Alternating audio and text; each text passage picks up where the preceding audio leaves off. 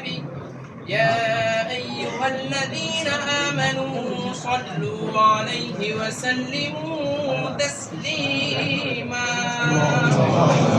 اللهم صل على سيدنا محمد وعلى آل سيدنا نبينا محمد وبارك وسلم الحمد لله رب العالمين बाबू ربنا آتنا في الدنيا photographer حسنة وفي الآخرة حسنة وقنا عذاب النار اللهم احفظنا من كل بلاء الدنيا وعذاب القبر وعذاب الحشر وعذاب الآخرة اللهم احفظنا شر الظالمين اللهم احفظنا شر المؤذين اللهم رب النبي محمد ارحم أمة محمد صلى الله عليه وسلم इलाह आलमीन मौला सैयद अज़मतुल्लाह हुसैनी साहब वक्फ बोर्ड के चेयरमैन की एक बड़ी जिम्मेदारी इस वक्त कबूल कर रहे हैं। परवरदिगार इनसे मिल्लत के और उम्मत की भलाई के और कौम की भलाई के काम ले ले। ऐ परवरदिगार आलम इनकी अशरार के शर से हासिदीन के हसद से हिफाजत फरमा।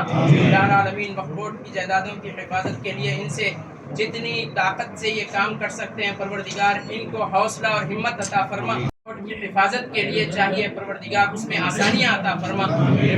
त्रिवेंद्र रेड्डी साहब जो वज़ीर आला हैं हमारी रियासत के परवरदिगार उनसे वक्फ बोर्ड की हिफाजत के लिए जो कुछ मदद हो सकती है परवरदिगार अपने फज़ल व करम से उससे सरफराज फरमा। हुज़ूर पाक सल्लल्लाहु अलैहि वसल्लम के परवरदिगार चेयरमैन साहब और सीओ साहब के जो अहकामात हैं वक्फ बोर्ड के तमाम मुलाजिमीन को पाबंदी के साथ उस पर अमल करने की तौफीक अता फरमा। सल्लल्लाहु तआला अला खैरि खल्क़िही व नूरि अर्शिही सय्यिदिना व नबिय्यिना व मौलाना मुहम्मदिन व आलिहि व सहबिही अजमईन वल्हम्दुलिल्लाहि रब्बिल आलमीन।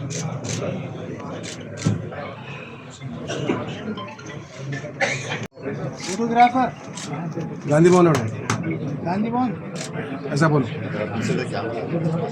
गांधी भवन गांधी भवन सर पीछे हटो सुनता हूँ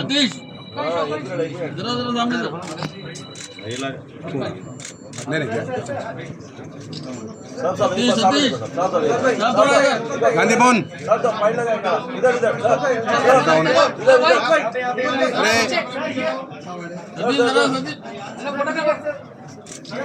अरे अलीम भाई जरा हटो उधर जरा कैमरा हटाओ। अरे आओ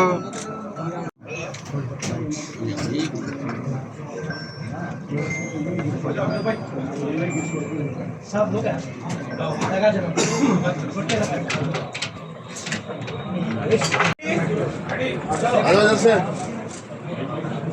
बाहर निकालो आओ देखो कोशिश करो जहाँ जगह मिली ठहर जाओ। पिछले हफ्ते 16 तारीख अरकान के जानिब से पागल है क्या वक्फ बोर्ड का चेयरमैन मुंतखब करने के बाद आज मैं पूरी तरीके से वक्फ बोर्ड के चेयरमैन के हैसियत से अपना जायजा दे रहा हूँ। मुझे मुंतखब करने के लिए तमाम वक्फ बोर्ड के मोअज़्ज़िज़ अरकान का मैं तहे दिल से शुक्रिया अदा करता हूँ। और मेरे पिछले 25 साल की सियासी मेरा सफ़र रहा उसको मद्देनजर रखते हुए तो एक मिल्लत के कौम की खिदमत के लिए मुझे बहुत भारी जिम्मेदारी मेरे कांधों पे रखे हैं। मुझे भरोसा करके इसके लिए मैं हमारे शायद मोहतरमा सोनिया गांधी जी का, मल्लिकार्जुन खड़गे जी का, राहुल गांधी जी का, प्रियंका गांधी जी का, केसी वेणुगोपाल जी का, हमारे इंचार्ज दीपादास मुंशी जी का मैं शुक्रिया अदा करता हूँ।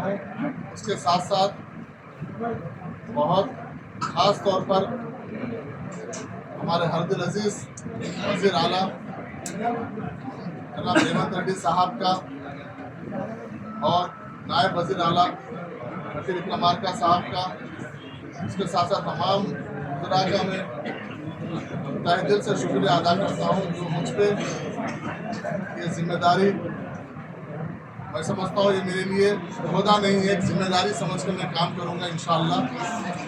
और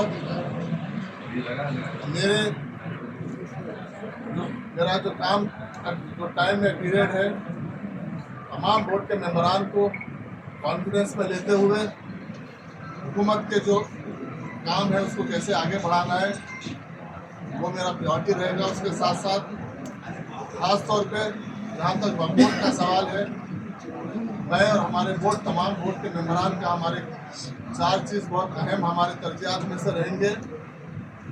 जो बोर्ड के जो ज़मीनात पे जो कब्जे हुए हैं उसको हम किस तरीके से बचाएं, वापस लाएं, वो एक हमारी अहम एक तरजीहात में से एक है। दूसरी जो हमारे लीगल जो हमारा बैटल है जो कोर्ट में चल रहे हैं, तरह तरह के जो हडल्स है उसको कैसे हम आसानी से उसको हल करके उसको वक्फ की जायदाद को वापस हम लें, वो एक अहम मुद्दा है। और तीसरा अहम मुद्दा जो है कि वक्फ की आमदनी को किस तरीके से उसको बढ़ाया जाए, क्योंकि ये एक हमारे मिल्लत का असासा है। जो हमारे आबा अजदाद जो वक्फ किए हैं उसको किस तरीके से इसमें आमदनी बढ़ाकर कौम के इसमें वो कौम के लिए उसके लिए यूटिलाइज करें। और चौथा अहम ये है कि हम ऐसे कुछ कारण हमारा बोर्ड का जो मुत्तफिका एक सोच थी कि ऐसे कुछ इक़दाम है और जो कुछ फलाह बहबूदी काम करें जिससे आने वाले नस्लों को फ़ायदा हो। ये हमारे 4 अहम काम की तरफ हम ज़्यादा तवज्जो देंगे और बोर्ड में बिल्कुल साफ सुथरा काम करने की कोशिश करेंगे। पिछले हुकूमतें थे, पिछले चेयरमैन थे, उनके जो भी अच्छे काम हैं हम उसको आगे बढ़ाएंगे और जहाँ जहाँ पर भी गलतियाँ हुए उसको किस तरीके से सुधार किया जाना चाहिए, उसको एक्शन लेना चाहिए। हम कहीं पर भी किसी लेवल पर भी पीछे नहीं हटेंगे, ना हम किसी से डरेंगे, ये हमारा है। और उसके साथ साथ तो कांग्रेस पार्टी का जो 6 गारंटी का स्कीम है, 6 गारंटी स्कीम्स में किस तरीके से मुसलमानों का अकलियतों का उसमें हिस्सेदारी हो, उससे फ़ायदा हो। और ख़ास तौर पर इलेक्शन से पहले कांग्रेस पार्टी जो माइनॉरिटी डिक्लेरेशन के ज़रिए जो आवाम के बीच में आई थी, वो डिक्लेरेशन के भी ज़रिए हम वक्फ में तो डिक्लेरेशन में वक्फ का क्या अहम रोल अदा हो सकता है, हम उस तरफ भी हम ध्यान देंगे। और मैं आप तमाम लोगों का फिर एक बार ख़ासतौर पर मीडिया वालों का और मेरे जितने भी NSY यूथ कांग्रेस हमारे सीनियर कायदीन हैं उन सब का मैं शुक्रिया अदा करता हूँ जो मेरे सियासी सफ़र में मेरे साथ थे, आज भी मेरे साथ है। और इंशाल्लाह उम्मीद करता हूँ कि आगे भी आप लोग के मेरे साथ ताउन रहेगा, मेरे साथ दुआएं रहेंगी और हर कदम पे आप लोग के मेरे साथ आप खांधे से खांधा मिला के, क्योंकि एक बहुत बड़ी जिम्मेदारी है। आप लोग के बगैर मैं इसको मैं कर नहीं पाऊँगा, आप सबका मुझे साथ होना चाहिए। और ख़ास तौर पर मैं हमारे वारंगल वेस्ट के MLA मेरे बड़े भाई, पिछले 20 साल से हमारी दोस्ती रिलेशन है, भाई का रिश्ता है हमारा, राजेंद्र रेड्डी साहब भी खासतौर पर मेरे लिए आए हैं, उनका भी शुक्रिया अदा करूंगा।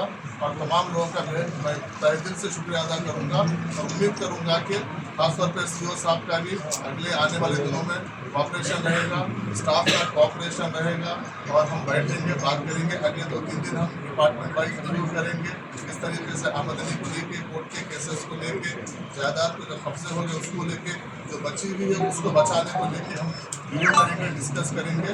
और इंशाल्लाह एक पॉजिटिव सोच से रेवंत रेड्डी साहब की हुकूमत में, राहुल गांधी जी की, खड़गे साहब की लीडरशिप में हम किस तरीके से अच्छा एक फ्रेंडली हुकूमत और अक़लियती दोस्त हुकूमत के तौर पर हम उसको प्रैक्टिकली प्रूव करने की हम कोशिश करेंगे। आप लोग तमाम लोग आए, बहुत बहुत शुक्रिया। जो सीज किया गया था प्लाटफॉर्म को और सीज अभी रिलीज हो चुका है, उस कलेक्टर के पास से हमको रिलीज होना है और डिजिटाइजेशन के लिए किया गया था, उसको ऑलमोस्ट टेक्निकली रिलीज हो चुका है। कलेक्टर से हमको हैंड ओवर हो गया।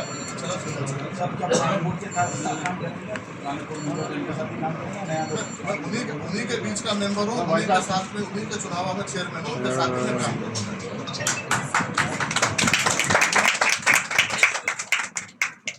बहुत बहुत शुक्रिया। फिर भी अगर आगे आ रहे हैं हमारे कुछ डिस्कस कर रहे हैं क्या है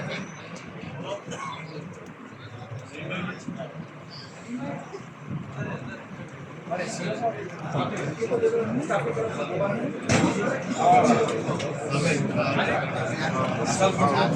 सेम पॉइंट मैं आपका मुख्यमंत्री से डिस्कस करा। मुख्यमंत्री क्या बोले, अभी अभी अपन आए हैं, आज को 80 डेज हुए। लास्ट टाइम में जब डिस्कशन करा था 20 डेज पहले, तो मुख्यमंत्री साहब क्या बोले, ये एक टाइम ये जो भी असेंबली सेशन हो जाता बजट एमपी इलेक्शन है उसमें अपन बिजी हो जाते। इंशाल्लाह एमपी के बाद बराबर जो आपका सब्जेक्ट है उसके ऊपर लाइट डालेंगे, एक एडवाइजरी कमेटी डालेंगे, डाल के what best we can do from our side will do. सो कभी भी आप एमपी इलेक्शन के बाद मेरे ऑफिस को आइए, बराबर आपका प्रपोजल मुख्यमंत्री तक पहले ले चुका हूँ, फिर इंशाल्लाह फिर आगे ले जाऊँ। सर कैसा मिला सर ऑफिस को आ जाइए मैंने। आपके ऑफिस सर चल एड्रेस दे दे बच्चा, एड्रेस दे दे हमारा बच्चा सर और दे। एक सर तो इसीलिए उसके आपसे मिल लिए लेना सर। नोटिफिकेशन 15 दिन में आ जाता, आपका काम पेंडिंग होता, एमपी के बाद आगे बढ़ता, एमपी चुनाव के बाद आइए, बराबर आपके मसलों के ऊपर हम वादा करेंगे चुनाव से पहले, बराबर आपको मदद करना हमारा फर्ज बनता। राइट, अल्लाह हाफिज़।